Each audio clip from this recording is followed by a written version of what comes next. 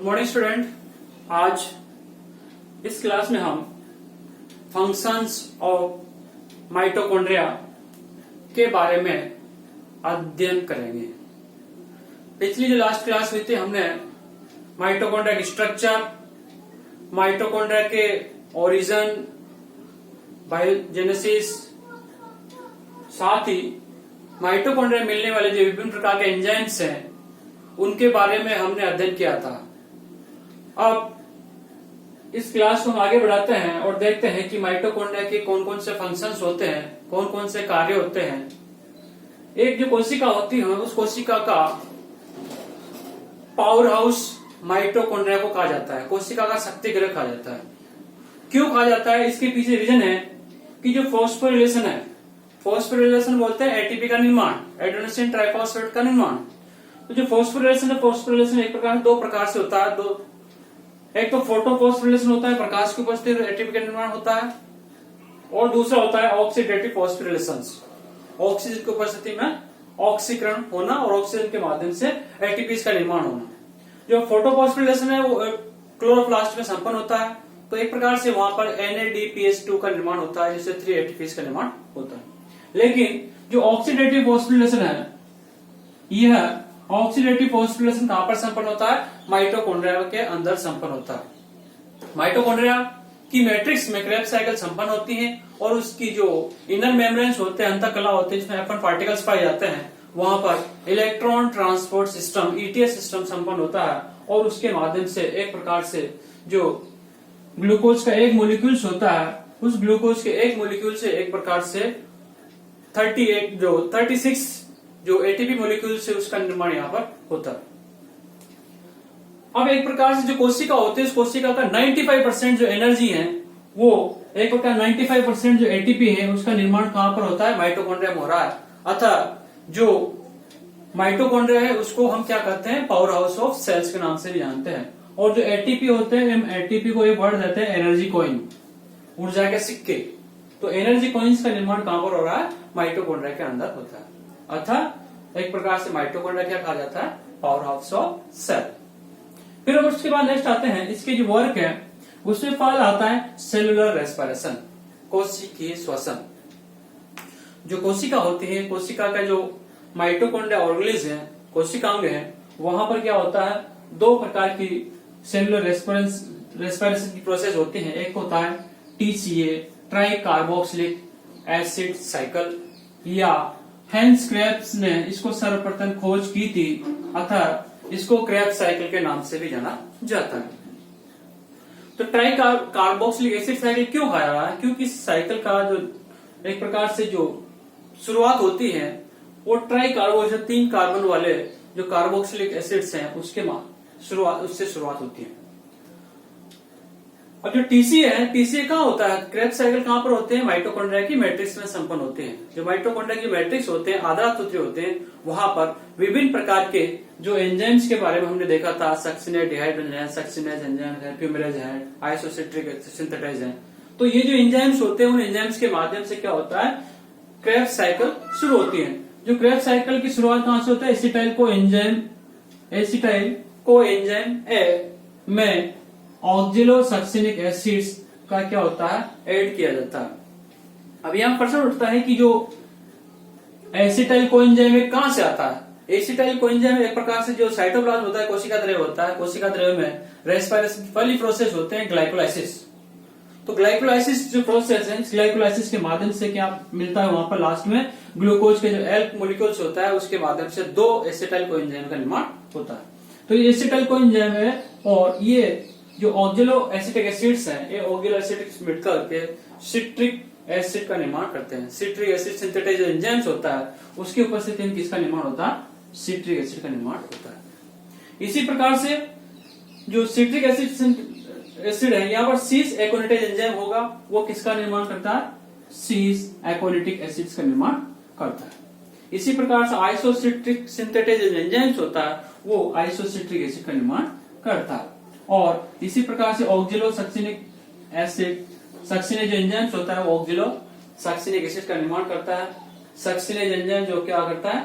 Succinic acid का निर्माण करता है। इसमें फ्यूमरेज एंजाइम्स होता है, फ्यूमेरिक एसिड्स का निर्माण करता है।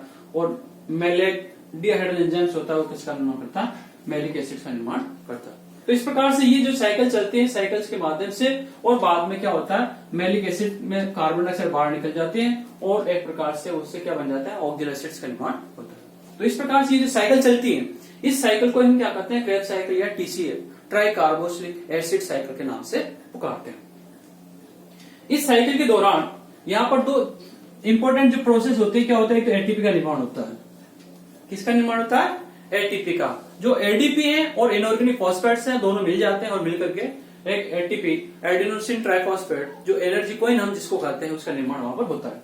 इसी प्रकार से जो एनएडी है, एनएडी प्लस जो आयंस होते हैं वो भी क्या होते हैं NaDH2 में चेंज हो जाते हैं और इसी प्रकार से FADH2 का निर्माण होता है। ये जो NaDH2 है FADH2 है यही आगे चल के जो ETS सिस्टम होता है इलेक्ट्रॉन ट्रांसफर सिस्टम होता है, उस इलेक्ट्रॉन ट्रांसफर सिस्टम के माध्यम से दो जो NaDH2 है वो 3 एटीपी मॉलिक्यूल्स का निर्माण करता है और FADH2 के माध्यम से 2 एटीपी मॉलिक्यूल्स का निर्माण वहां पर होता है। तो इस प्रकार से ये ट्राई कार्बोक्सिलिक एसिड साइकिल संपन्न होती है। उसके बाद आता है आपका ETS इलेक्ट्रॉन ट्रांसपोर्ट सिस्टम, जो रेस्पिरेशन की जो माइटोकॉन्ड्रिया होने वाली दूसरी प्रोसेस नहीं है ETS सिस्टम। ये कहां संपन्न होते हैं, माइटोकॉन्ड्रिया की जो इनर मेम्ब्रेन्स होते हैं अंतकला होते हैं, अंतकला मिलने वाले F1 पार्टिकल्स होते हैं वहां पर ETS सिस्टम संपन्न होती है। क्यों, क्योंकि वहां पर इससे के लिए आवश्यक जो एंजाइम्स होते हैं को एंजाइम्स होते हैं वो वहां पर प्रेजेंट होते हैं। जो ETS सिस्टम में होता क्या एक्चुअली में, जैसे मान लो NaDH2 है जिसका निर्माण कहां पर है, क्रेब्स साइकिल में हुआ है। इसी प्रकार से FADH2 है जिसका निर्माण कहां हुआ, क्रेब्स साइकिल में हुआ। इनका क्या होता है इलेक्ट्रॉन ट्रांसपोर्ट, इलेक्ट्रॉन ट्रांसफर होता है, साथ ही हाइड्रोजन जो आयन है उनका भी क्या होता है ट्रांसफर होता है। और ट्रांसफर के माध्यम से एक प्रकार से जो NaDH2 है उसके माध्यम से 3 एटीपीज का निर्माण हो जाता है और NAD आयंस फ्री हो जाते हैं। इसी प्रकार से जो FAD है उस FADH2 से भी 2 एटीपी मॉलिक्यूल्स का निर्माण होता है और FAD आयंस क्या होते हैं फ्री हो जाते हैं।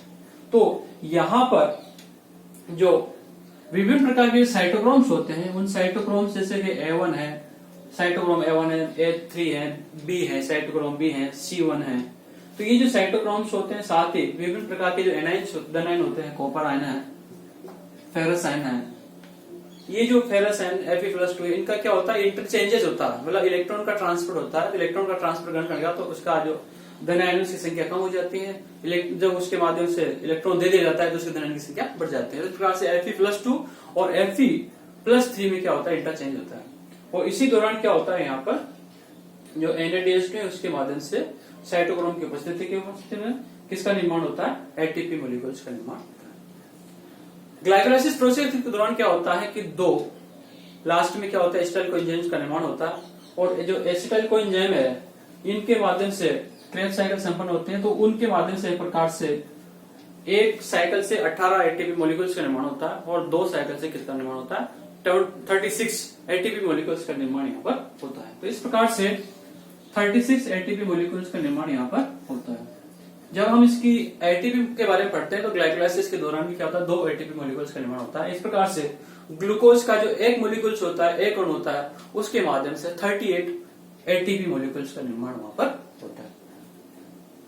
तो इस प्रकार से जो माइटोकॉन्ड्रिया हो, माइटोकॉन्ड्रिया की मैट्रिक्स में तो क्या संपन्न होती है क्रेब्स साइकिल संपन्न होती है और उसके इनर मेम्ब्रेन होते हैं, अंतकला होती है, अंतकला में क्या संपन्न होते हैं उसकी ETS system electron transport system संपन्न होता है।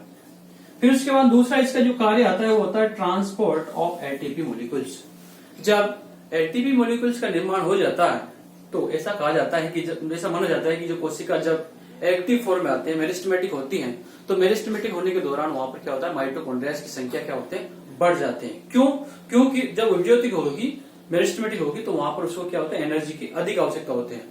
तो एनर्जी की अधिक आवश्यकता होने के कारण से जो माइटोकॉन्ड्रिया होते हैं वो क्या होते हैं एक जगह आ जाते हैं और वहां पर उनके जो एटीपी मॉलिक्यूल्स हैं उनको क्या करते हैं वो ट्रांसपोर्ट कर देते हैं, उनको विनिमित कर देते हैं। इस प्रकार से उस कोशिका की एक्टिविटी को क्या करते हैं वो बनाए रखने का कार्य करते हैं। फिर उसका नेक्स्ट इसका जो वर्क आता है वो होता है beta oxidation of fatty acid. जो वसीय अम्ल होते हैं इन वसीय अम्लों का क्या होता है ऑक्सीडेशन होता है, मतलब ऑक्सीकरण होता है। और ऑक्सीकरण किस टाइप का होता है बीटा ऑक्सीडेशन होता है। तो ये बीटा ऑक्सीडेशन की जो क्रिया होती है वो कहां पर संपन्न होते हैं? माइटोकॉन्ड्रिया में संपन्न होते हैं। क्यों? क्योंकि बीटा ऑक्सीडेशन से रिलेटेड जो विभिन्न प्रकार के एंजाइम्स होते हैं वो यहाँ पर पाए जाते हैं। इसी प्रकार से विभिन्न प्रकार के आयन्स हैं, सक्सिनेट है, उनके माध्यम से क्या होते हैं? फॉस्फेट है। जो विभिन्न प्रकार के आयन है, आयन का ट्रांसपोर्ट है, वो आयन का ट्रांसपोर्ट भी किसके माध्यम से संपन्न होता है? माइटोकॉन्ड्रिया के माध्यम से संपन्न होता है। फिर उसके बाद आता है सिंथेसिस ऑफ लिपिड्स।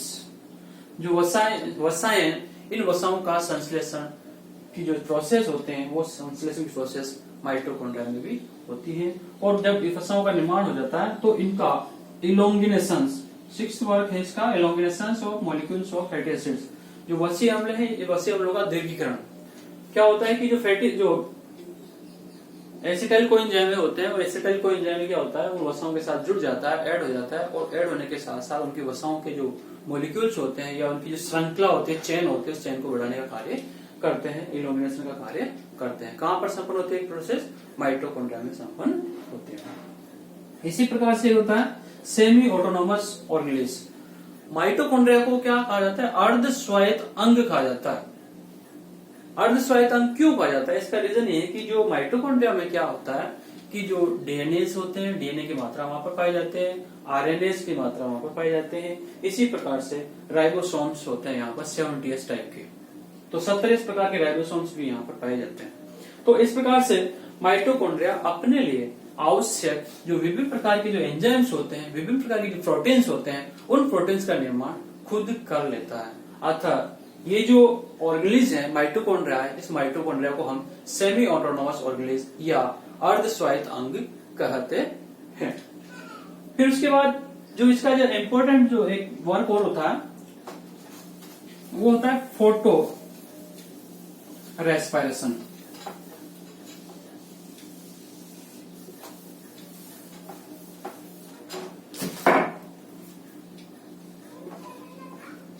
फोटो